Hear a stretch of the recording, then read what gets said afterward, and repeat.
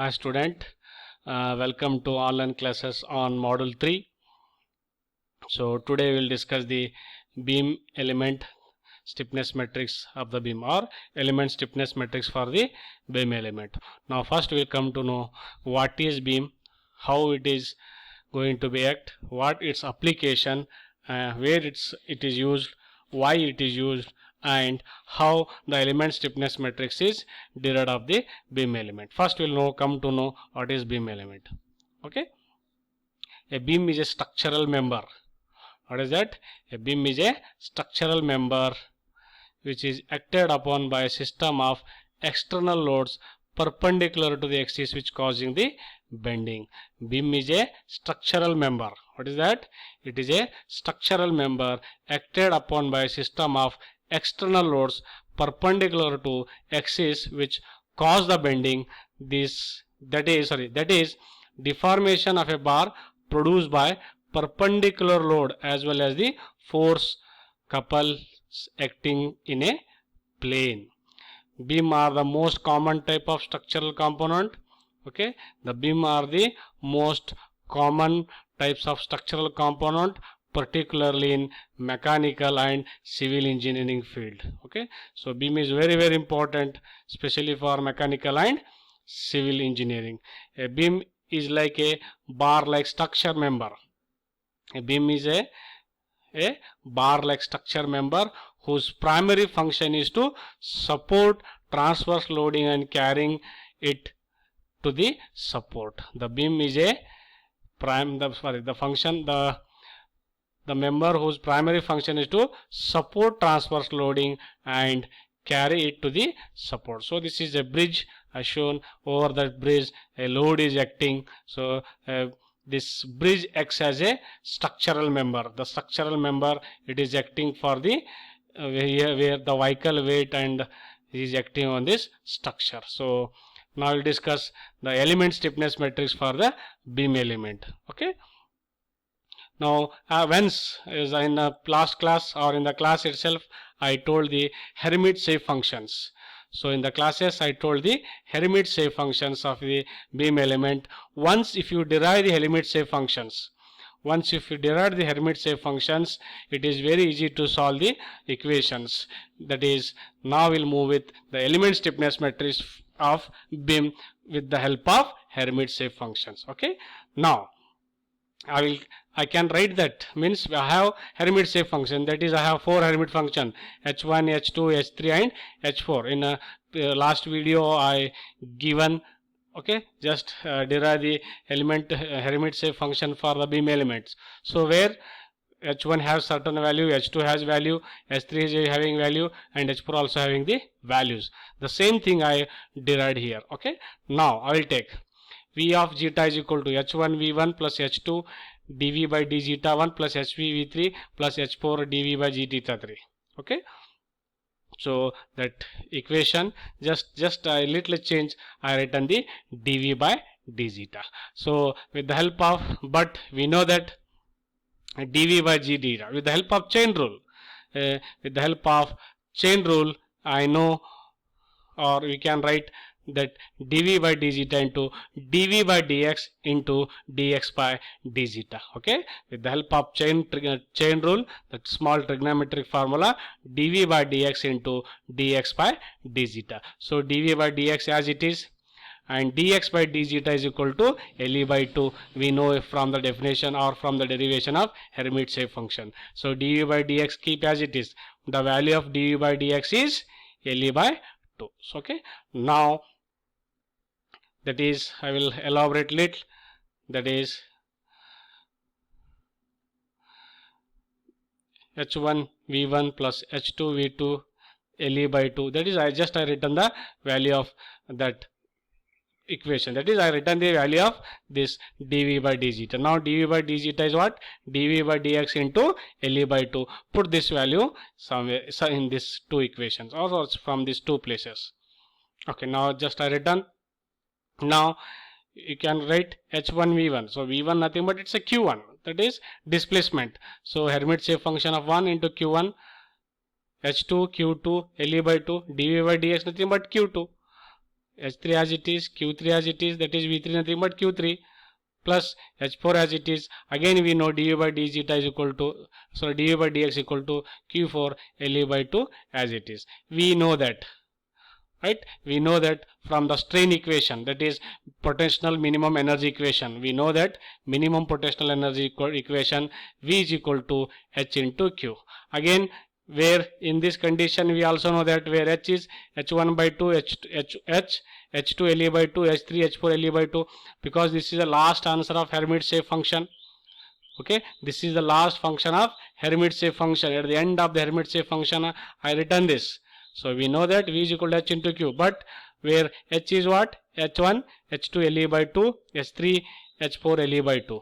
Now I will write the strain energy of the beam element. We have the strain energy of the beam element. I have, that is strain energy U is equal to 1 by 2 integration from 0 to L EI by EI dV square by dx square whole square into dx. Okay, this is the strain energy equation for the beam element. So U is equal to 1 by 2 integration from 0 to length, that is 0 to L EI dV square divided by dx square whole square into dx. So take this dV square by dx square whole square, and I will write this dV square by dx square as dV by dx into d by dx into dv by dx. So what is this again? It will get the same, d square divided by dx square.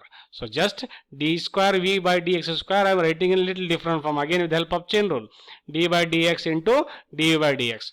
So again keep d by dx, but we know that from the previous equation dv by dx equal to, from here dv by dx equal to the reverse of this, what we have, 2 by Le dv by dx. So just write 2 by Le dv by dx. So this is the equation where we taken from beginning. So okay, so just now common term, that is 2 by Le, you take the common outside. So again d by dx dv by d zeta, 2 by Le, I will say now dv by d zeta is equal to m. Now I will write the dv by d zeta is equal to m. Okay, now the same thing, just write dv by, sorry, 2 by Le. Again the value of dv by d zeta is 2 by Le dm by d zeta.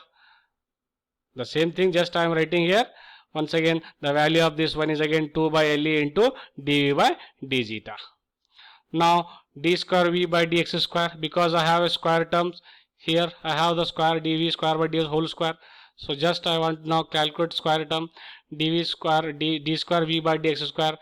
This is 4 Le square dv square divided by d zeta, it is again nothing but dv by dx.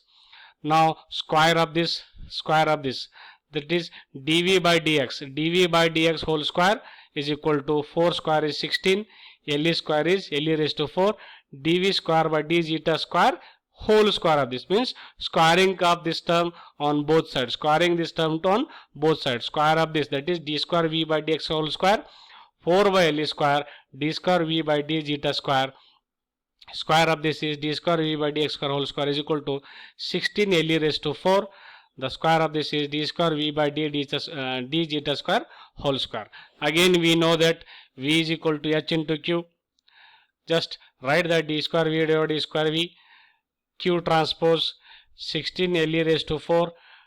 Again v nothing but I will take h, d square h by d zeta transpose d square h by d zeta into q. But we know the value of this from the Hermite-Shape function. We know the value of this, that is d square h divided by d zeta is equal to 3 zeta by 2 minus 1 minus plus 3 zeta by 2 into Le by 2 minus 3 zeta by 2 comma 1 plus 3 zeta by 2 into Le by 2. Okay, only multiply the Le by second term and the fourth term, again therefore we know the strain energy of the beam, the strain energy of the beam is half integration of the total entire element, that is EI dv square by dx square whole square into dx, 1 by 2 as it is, di by d square as it is. Again we know that dx equal to Le by 2 into d zeta from the first case. Okay, dx equal to Le by 2 into d zeta. Now take the common EI, Le by 2 I will take outside, EI, Le by 2 outside. Now we know the value of this, dv square by dx square whole square.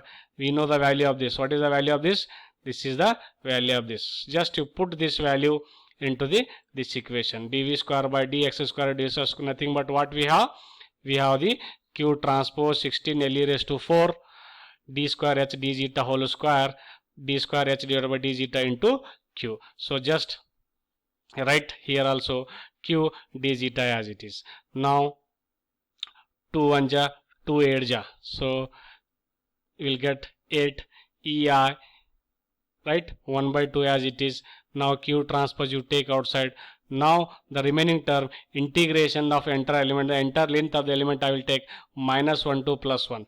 Integration from the limit of minus 1 to plus 1, d square h by dh square transpose d square h divided by dh square d zeta square q into d zeta, where h is Hermite shape function and 8 EI Le cube is the constant. Okay, this is the value. Just simply I will write, I know the value of q, that is q transpose. Q transpose, q nothing but d square h by d zeta, that is I will write because it is transpose, just I am writing. And this is the stiffness matrix K. Okay, this is stiffness matrix K, that is 1 minus 1 minus 1 1, q as it is, d zeta as it is. Now integrate this equation within limit from minus 1 to plus 1. Integrate the equation from the limit from minus 1 to plus 1. We will get the, taking the component integrate from the limit minus 1 to plus 1, we will get the element stiffness matrix for the beam. We will get the element stiffness matrix for the beam, that is K is equal to E by Le cube 12 6 Le minus 12 6 Le 6 Le 4 Le square minus 6 Le 12 Le square minus 12 minus 6 Le square 12 minus 6 Le 6 Le 2 Le square minus 6 Le 4 Le square.